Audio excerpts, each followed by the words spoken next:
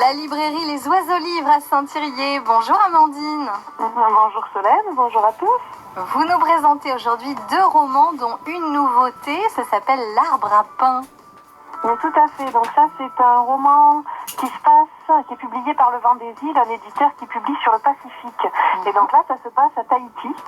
Donc j'ai choisi ça pour être en accord avec la météo un petit peu. Ah oui, pour partir en vacances. Voilà. Donc là, c'est un roman du quotidien. On va suivre Materena, une maman, une dame, voilà, dans son quotidien.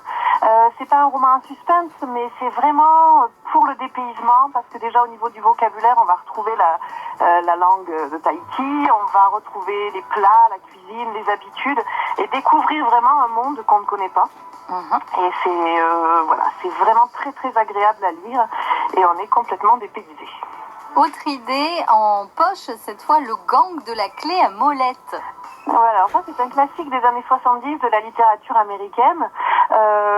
Cette époque-là, c'est à peu près, il y a beaucoup d'écho avec l'époque contemporaine, l'époque des grands projets inutiles.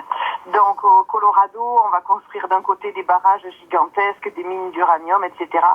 Et devant leur nature qui se retrouve ainsi complètement souillée et détruite, 4 personnes que rien ne présumait à ce qu'elles se rencontrent vont monter, vont former ce gang de la clé à molette et vont saboter les chantiers, les engins, etc. Donc ça, c'est de la grande aventure par contre, beaucoup de suspense, un peu comme du film américain, donc des courses-poursuites, etc. C'est vraiment là du livre d'action. Et oui, pour voyager dans les livres donc. Voilà. Là, il y a une suite en plus sur le gang de la clé à molette. Pour ceux qui seront accros dès la première lecture, ils pourront retrouver tous ces personnages avec le retour du gang, qui est le dernier livre de l'auteur qu'il a publié juste avant sa mort. Donc ça veut dire qu'il était très attaché à ces personnages et qu'il a souhaité leur redonner un peu de souffle.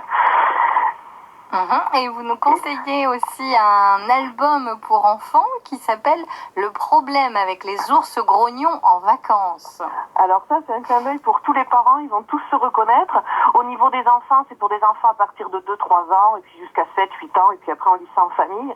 Donc le gros ours et petit ours partent en vacances, ils vont décider d'aller à la mer, et en fait on va retrouver tout ce qui épuise les parents dans ce genre de moment, avec l'enfant qui dès la première page, demande quand est-ce qu'on arrive, il a besoin de faire pipi, il a trop chaud, il a trop soif, il a trop faim, etc.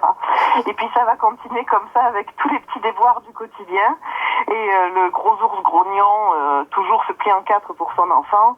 Et il n'y a qu'à la fin, quand le soleil sera couché, l'enfant endormi, qu'enfin gros ours pourra lancer sa canne à pêche dans l'océan et avoir 5 minutes pour lui.